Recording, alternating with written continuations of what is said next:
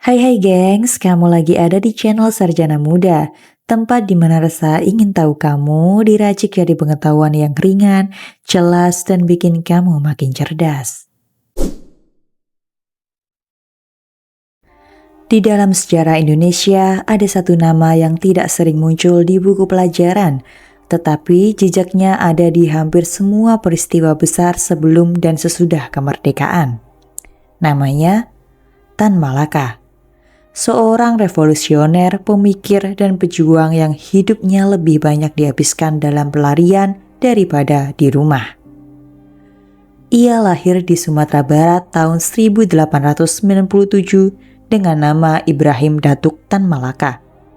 Berasal dari keluarga Minangkabau yang cukup terpandang. Menurut Arsip Nasional dan Catatan Kolonial Belanda, Tan Malaka termasuk sedikit pribumi yang bisa mengenyam pendidikan tinggi di sekolah Belanda. Dan sejak muda ia sudah melihat bagaimana sistem kolonial memperlakukan rakyatnya sebagai kelas kedua. Di bangku sekolah, pikirannya mulai melampaui batas Hindia Belanda. Tan Malaka tertarik pada ide-ide keadilan sosial dan kemerdekaan penuh, bukan kemerdekaan setengah-setengah. Ketika banyak tokoh masih berbicara soal otonomi di bawah Belanda, Tan Malaka sudah membicarakan soal Indonesia merdeka sepenuhnya. Pada awal 1920-an, ia bergabung dengan Gerakan Kiri Internasional dan menjadi salah satu orang Asia Tenggara yang dipercaya oleh Komunis Internasional di Moskwa.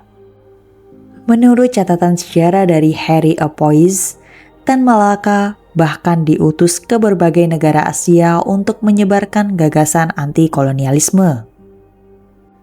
Namun disinilah letak keunikannya. Meskipun dekat dengan gerakan komunis dunia, Tan Malaka tidak pernah mau Indonesia dikendalikan oleh kekuatan asing. Ia menolak jika perjuangan kemerdekaan hanya menjadi alat negara besar.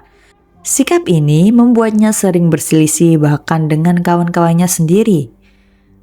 Karena aktivitasnya, pemerintah kolonial Belanda memburunya. Ia diasingkan lalu melarikan diri. Hidup berpindah-pindah dari satu negara ke negara lain. Filipina, Thailand, China, sampai Burma. Selama lebih dari 20 tahun, Tan Malaka hidup dengan nama samaran, tanpa kewarganegaraan, selalu diburu oleh intelijen kolonial. Saat Jepang menduduki Indonesia, Tan Malaka diam-diam kembali ke tanah air. Ia hidup menyamar di desa-desa di Jawa. Dan di masa inilah ia menulis karya terpentingnya, Madilog.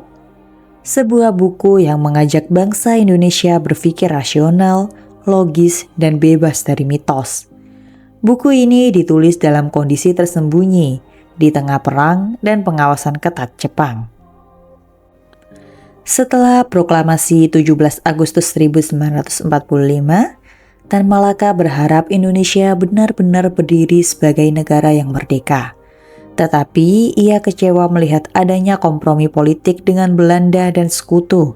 Menurut Tan Malaka, kemerdekaan tidak boleh dinegosiasikan, harus dipertahankan sampai titik terakhir. Ia lalu membentuk Gerakan Persatuan Perjuangan yang menuntut kemerdekaan 100% tanpa campur tangan asing. Gerakan ini mendapat dukungan luas dari laskar dan tentara muda, tetapi juga dianggap berbahaya oleh pemerintah Republik yang sedang mencoba berdiplomasi dengan Belanda. Pada tahun 1946, Tan Malaka ditangkap oleh pemerintah Indonesia sendiri. Tanpa proses pengadilan, ia dipenjara selama berbulan-bulan. Ironisnya, orang yang sejak awal memperjuangkan kemerdekaan penuh justru dianggap ancaman oleh negara yang baru lahir. Meski akhirnya dibebaskan, posisinya tidak pernah benar-benar aman. Di tengah revolusi fisik, Indonesia terpecah antara jalur diplomasi dan jalur perlawanan bersenjata. Tan Malaka tetap berada di pihak yang menolak kompromi dengan Belanda. Pada tahun 1949, di tengah kekacauan perang dan konflik internal, Tan Malaka ditangkap oleh Satuan Militer Republik di Jawa Timur dan dieksekusi secara diam-diam tanpa pengadilan. lokasi kuburnya lama tidak diketahui. Catatan ini kemudian dikonfirmasi oleh penelitian sejarawan Harry Opoich dan arsip TNI. Ia mati di tangan bangsanya sendiri setelah menghabiskan hidupnya melawan penjajahan. Baru pada tahun 1963, Presiden Soekarno menetapkan Tan Malaka sebagai pahlawan nasional Indonesia. Sebuah pengakuan yang datang terlambat untuk seorang yang hidupnya habis demi satu ide, Indonesia yang benar-benar merdeka. Tan Malaka tidak pernah memimpin pasukan besar, tidak punya istana, tidak punya monumen megah, tetapi pemikirannya mengalir di dalam sejarah Indonesia. Seperti arus yang tidak terlihat tetapi terus mendorong perubahan. Dan mungkin itulah yang membuat kisahnya tetap hidup sampai sekarang. Seorang pejuang yang tidak pernah berhenti melawan, bahkan ketika dunia sudah berhenti memperhatikannya.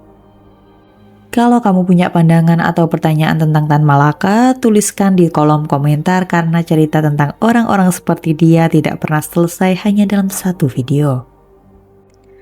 Kalau kamu belajar hal baru dari video ini, silakan klik tombol like di video ini, lalu jangan lupa bagikan pada teman-temanmu. Sarjana Muda punya banyak video keren buat kamu. Cukup klik video di sebelah kiri atau kanan layar, lalu tonton. Teruslah bertanya karena setiap pertanyaan adalah awal dari pengetahuan. Sampai jumpa di video berikutnya.